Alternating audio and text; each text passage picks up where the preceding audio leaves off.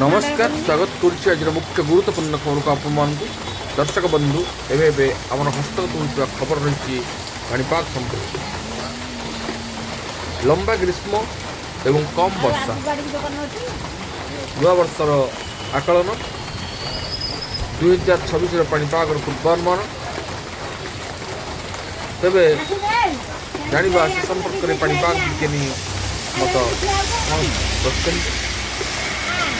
एवं पाणीपाग संबंधी सविशेष तथ्य आपण भिडियो प्रदान कर निश्चित देखिए यदि भिडियो भल लगे पाखे लाल बटन निश्चय सब्सक्राइब आइकन बजाइए ऊपर और नोटिफिकेशन क्लिक कर भूलें जहाँफल ये भिडियो सर्वप्रथम आपण भितर पहुँचे तेज आसत जाना आज पाणीपाग संपर्क विशेष गुरुत्वपूर्ण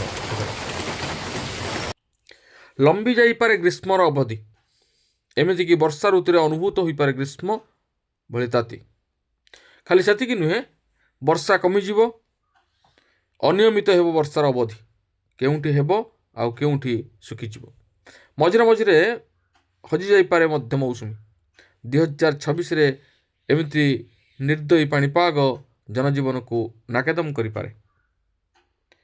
दीर्घम्यादी मॉडल को नहीं विशिष्ट पाणीपाग विज्ञानी प्रोफेसर सुरेंद्रनाथ पशुपाल एभली चरम पाणीपाग पूर्वानुमान करिसेंती 2026 पाई।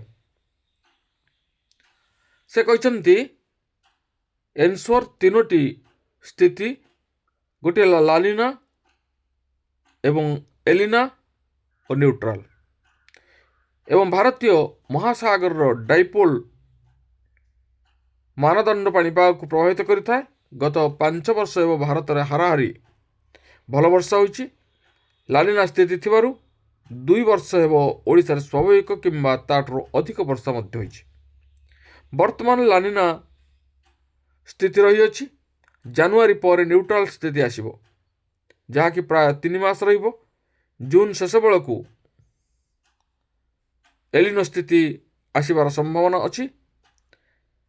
एलिनो स्थिति रे ताती बढ़िबा सह वर्षा अनियमितता किंबा कम होई पारे।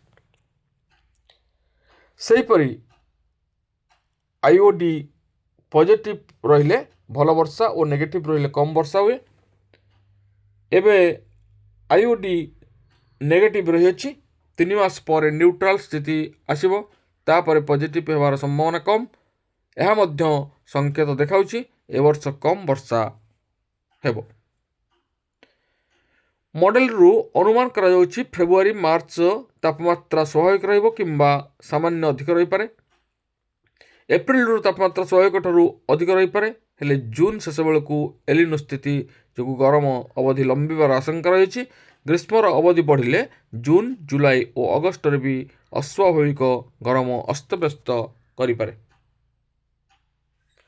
चिंतार विषय है एलिनो प्रभाव रे मौसुमी पाई पाग प्रतिकूल रहिबो। यह प्रभाव रे वर्षा बाधाप्राप्त हेबो। जुलाई और अगस्ट मासरे वर्षा कमिले चाष गुरुतर भाव प्रभावित हेबो। एही समय धान रुआ काम आगो को बढ़ी थाए। बिल सुखिले मरुडीर आशंका देखा दे पारे। 2023 रे एलिनो प्रभाव रे राज्य रे भयानक ग्रीष्म प्रभाव अनुभूत होइतिला।